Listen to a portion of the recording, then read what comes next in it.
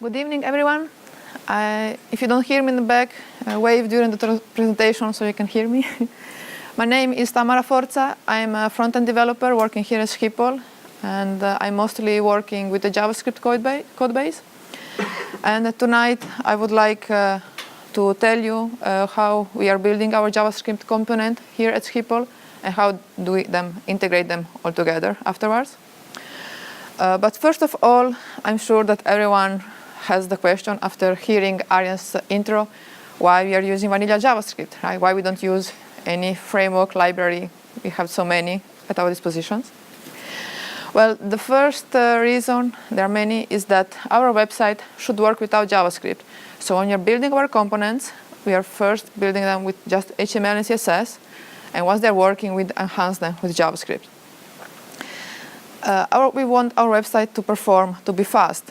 So using only vanilla JavaScript, our own code, it allows us not to have to load external frameworks, libraries, from which we would use only a little part of it. We are not building a single-page applications. It's a website with enhanced functionality, which we believe we can handle ourselves. We don't have Node.js on the server. We use ES6, and the good thing of using ES6 is it allows us to not need other utilities, because there are lots of new things that came in the ECMAScript 6, and we are using them daily. JavaScript. Yeah. At the end, it's okay? All right. Yeah. So JavaScript endures through time. So even if you're getting new specification, it's backward compatible. If the code is breaking, it's because we broke it, not because we updated the framework and the new version, now it's breaking our functionality. And last but not least, we love it. We really like programming in JavaScript, and we are learning a lot doing it.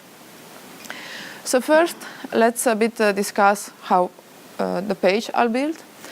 Our pages are containers into which we are adding reusable elements.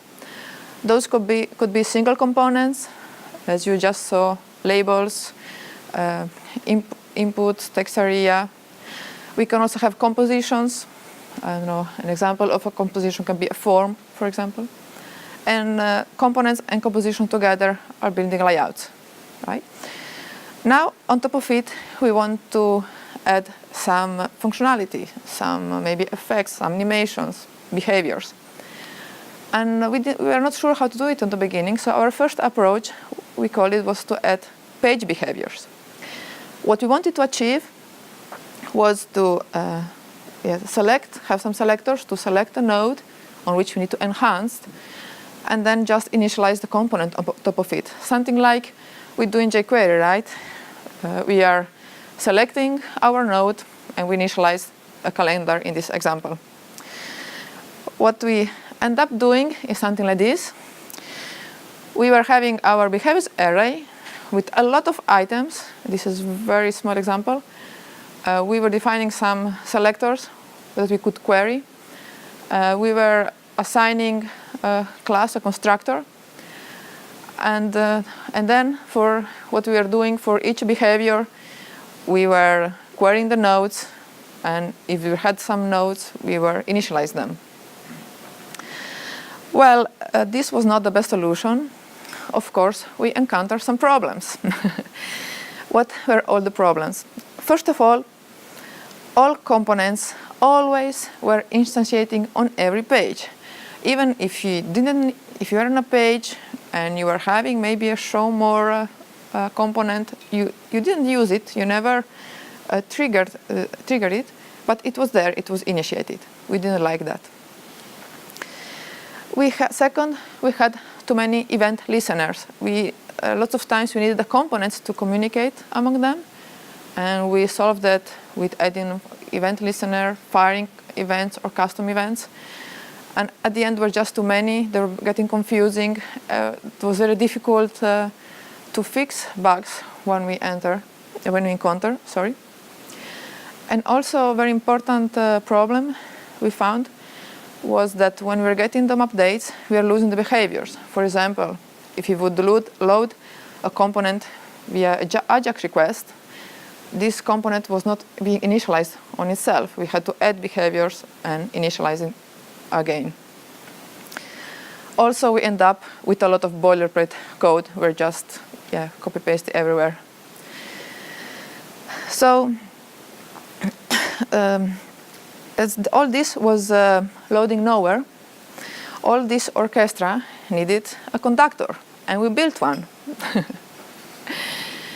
And so we built our conductor, and I wanted to tell you what our task and what our conductor does. First thing that our conductor does is to register components by name. So we cannot have a component has a name. We cannot have like 2 link components. We have to have link and link page, for example. Of course, we can have many instances of the same components on the page. And once we register them, we are assigning some IDs. I'll show you more of this later. We instantiate them on DOM ready when the DOM is loaded, and also on DOM events. I will show you shortly. And also it enables communication between the component. So let's see. So first, how the automatic instantiation works.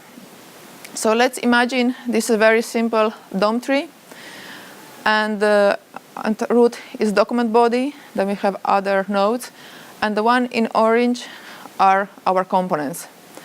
When we load the page, those are not instantiated.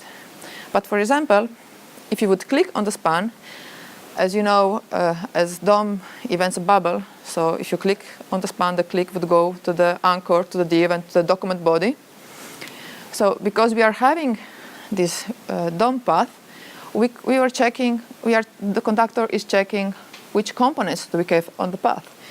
In this case, we have this anchor, or as we call it, link component. So this will be instantiated just because I click on the span. If I wouldn't click on the span, it would not be instantiated. If on the same page, I have a form with some other components in it, and it's because I didn't interact with the form, nothing is initialized yet. But the moment I use my dropdown, I click on it, I focus on it, something, it's being initialized, and as well the form, because it's on the path till the body. Another way of instantiate is on DOM ready. Sometimes we encounter situation that we needed some components to be instantiated as soon as the page is loaded without the user interacting with them. One example, for example, could be the show more component. So you want, as soon as the DOM is ready, the additional text to be hidden and to have a show more button, right? So for this, our components, we are adding a data load attribute. So what the conductor does on DOM ready is scanning the page, is checking for components that has the data load attribute assigned, and is initializing them. Also, our conductor it's implementing a pub sub pattern, publisher subscriber. So during the instantiation, the components can subscribe to events. We are going to see soon how. And when one event occurs, the conductor will analyze it and publish it only to the components subscribed to it. But now, this was a theory. Let's see how we implement it, right? First of all, I want to show you just how a component structure looks like. So it's a very simple component. It's an anchor with a URL. And here, as you see, we are having a data component attribute with the name of the component. So when we are clicking on this link, our conductor will get the name of the component and will associate it with the constructor, and we initialize it. And this is how a very simple component class looks like.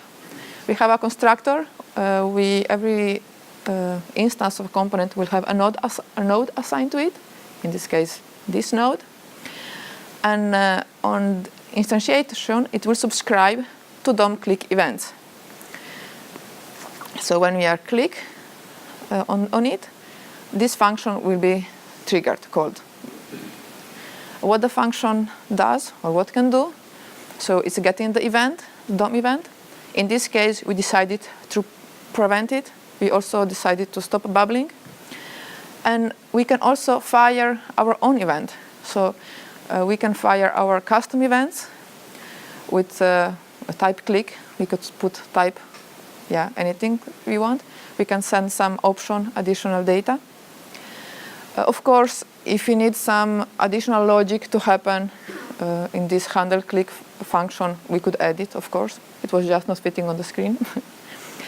And the good thing of firing custom events is that we have a third component somewhere else on the page which subscribes to the SCG click, which means that it's not a DOM event, it's our custom, like Schiphol events. And then we are going to call some custom function. But let's see how we subscribe a bit. So we have two types of events, DOM native events and our custom events. And when we subscribe, we are specifying some qualifiers.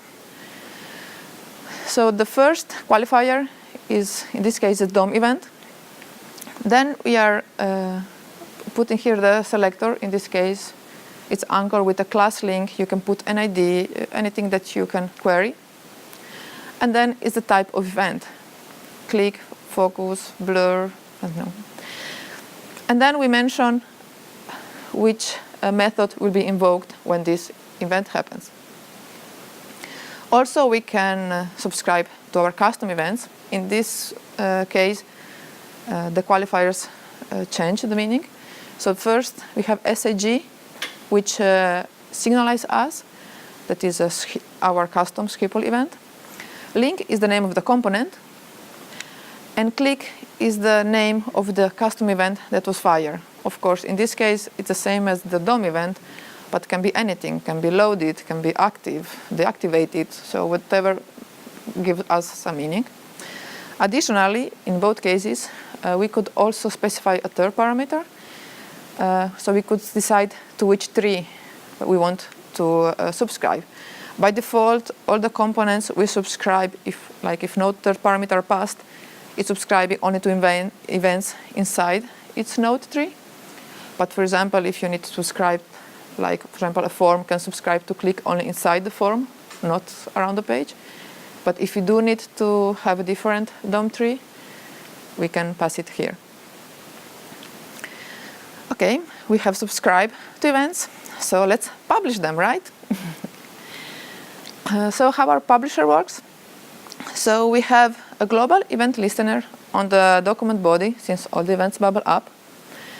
And when our conductor gets one event, he has to process it. First, we are retrieving the path of the event, something like I showed you before.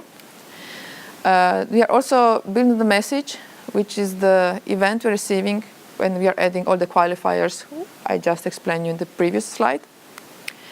Afterwards, what we do, we instantiate the path. This is where the automatic instantiation comes into place.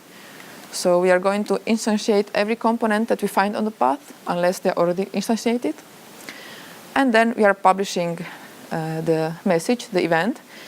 And what this method will do, we'll go through all the subscribers that have so far. We'll check if the qualifiers are, the qualifiers are correct. If the event, if path tree is also in place, and once you find the subscriber to that event, it will publish. It will trigger the call. Okay, and now also wanted to show you also what happens. We started to build components, and we liked it, how it worked. But then we also noticed that we needed all components to do the same thing. Like we need them to subscribe to events, fire events, maybe fire errors. And we just started to copy paste the same methods through the components. Of course, you want to avoid that. So we created a mixin. We call it the component mixin. And what this mixin does, it englobes all the common functionality that every component is receiving by default. which is retrieving the data attributes we need it for customization, to passing some custom option to the components. The subscribe function we just saw, we can fire event. A component can also fire an error, yes, an exception occurs. We can unsubscribe to some events, and we can destruct the component. How this is done? Well, we are having our mixin, which as a base is getting the component class, which we'll extend. It's also receiving the conductor because it's needed to implement all those functionality, to subscribe, for example. It's getting the node of the component and some optional options, yeah. And during the instantiation, this is how the conductor is instantiated in the components. So from the component name, the conductor will get the constructor. Because every component instance is getting an ID, we will also need that. So what we are doing, we are defining a decorated class which extends our component mixin, which of course got our component constructor, the conductor, the node, and the options. And then we instantiate it, just calling new decorated. Yeah. And we are assigning a new ID to the component. Well, and that was all. Thank you. I'm open for questions.